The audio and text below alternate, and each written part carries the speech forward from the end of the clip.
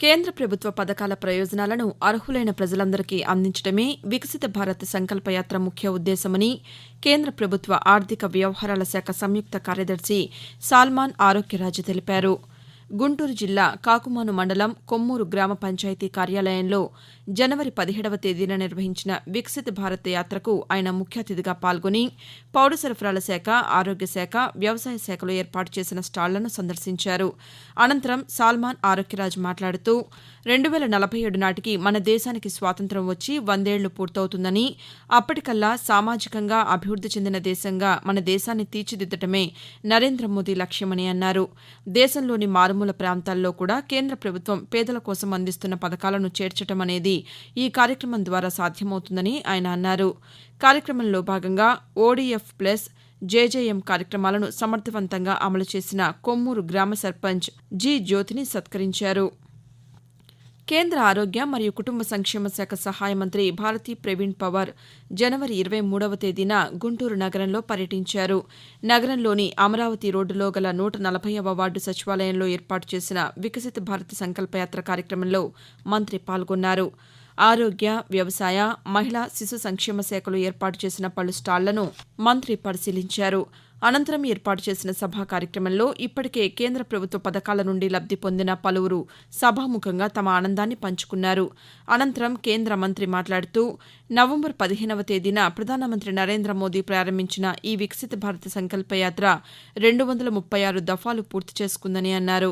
ఇప్పటి వరకు సంక్షేమ ఫలాలు పొందని వారికి వాటిని అందించడం, కేంద్ర ప్రభుత్వ పథకాలపై అవగాహన పెంచడం, వాటికి సంబంధించిన సమగ్ర సమాచారం అందించడం ఈ యాత్ర ముఖ్య లక్ష్యమని భారతీ ప్రవీణ్ పవార్ వెల్లడించారు.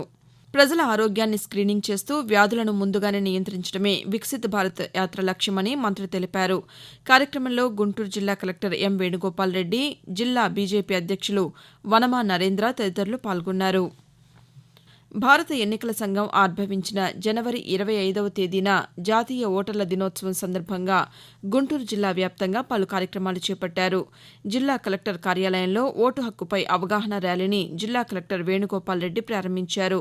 ఓటు అవగాహన వాహనంతో కూడిన ఈ ర్యాలీలో కలెక్టర్ మాట్లాడుతూ ఓటరు చైతన్యానికి ప్రభుత్వం పెద్దపీట వేస్తోందని, ప్రజలు ఓటు నమోదు చేసుకోవడం ఇంటర్నెట్ సహాయంతో ఎంతో సులభతరం చేశామని, ముఖ్యంగా ప్రజాస్వామ్యంలో ప్రముఖ పాత్ర పోషించనున్న యువత ఈ అవకాశాన్ని వినియోగించుకోవాలని కోరారు. కార్యక్రమంలో పెద్ద సంఖ్యలో నగర ప్రజలు, యువత పాల్గొన్నారు. 75వ గణతంత్ర దినోత్సవాన్ని గుంటూరు రైల్వే డివిజన్ ఆధ్వర్యంలో ఘనంగా నిర్వహించారు. గుంటూరు నగర పరిధిలోని రైల్వే గ్రౌండ్స్లో divisional railway manager M Ramakrishna railway సాయుధ దళాల నుండి గౌరవ వందనం స్వీకరించారు. కార్యక్రమంలో భాగంగా రైల్వే ప్రొటెక్షన్ ఫోర్స్ ఏర్పాటు చేసిన ఆయుధాల ప్రదర్శన, జాగిరాల ప్రదర్శన ఆహుతులను ఆకట్టుకున్నాయి.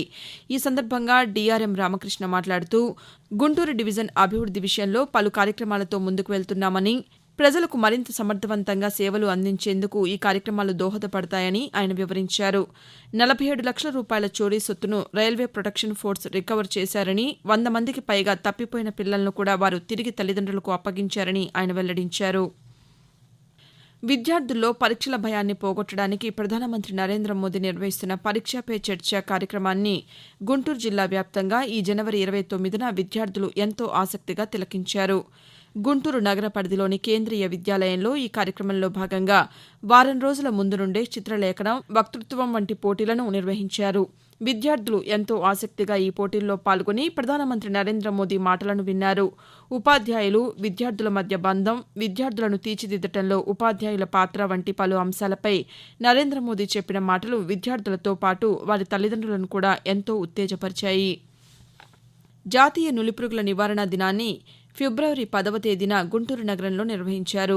నగరంలోని శ్రీ శారదానికేతన్లోని విద్యార్థులకు మహిళా శిశు సంక్షేమ శాఖ ఆధ్వర్యంలో నిర్వహించిన కార్యక్రమంలో విద్యార్థులకు మహిళా శిశు సంక్షేమ శాఖ వారు డీవార్మింగ్ టాబ్లెట్స్ను అందజేశారు. కార్యక్రమానికి ముఖ్య అతిథిగా హాజరైన గుంటూరు జిల్లా కలెక్టర్ స్వయంగా పిల్లలకు మాత్రలను అందించారు.